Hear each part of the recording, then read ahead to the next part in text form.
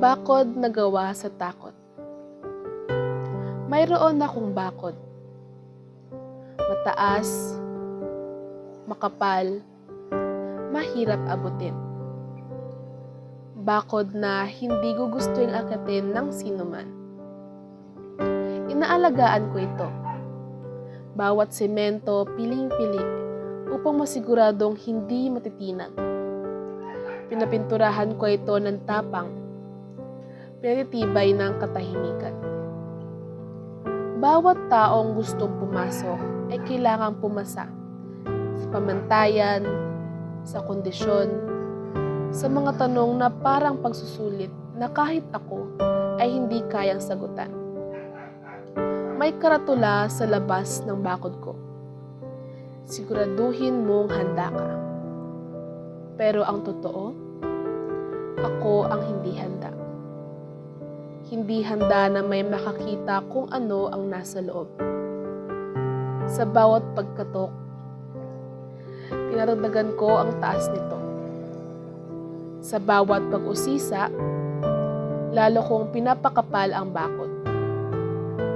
May mga araw na gusto kong buksan. Gusto kong hayaang may makapasok. Pero takot na baka kapag nakita nila ang loob, ang mga damong hindi pantay, ang mga bahagi kong hindi pa maayos, baka sila rin ang magdesisyong huwag na pumasok. Kaya mas tinaasan ko ang bakod ko.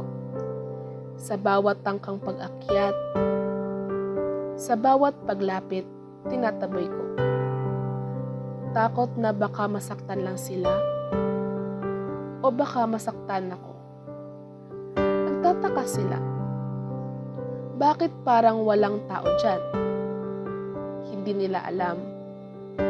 Mayroong nakatira. Tahimik lang, sanay mag-isa. Ang bakod na ito ay hindi ginawa upang manakit. Ginawa ito upang magtanggol. Ngayon, ako ay nakasandal sa bakod ko.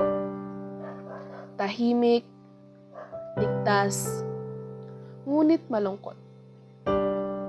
Dahil habang abala akong pinoprotektahan ang loob nito, hindi ko napansin ako pala ay pilit na nakukulong sa bakod na ako rin ang gumawa.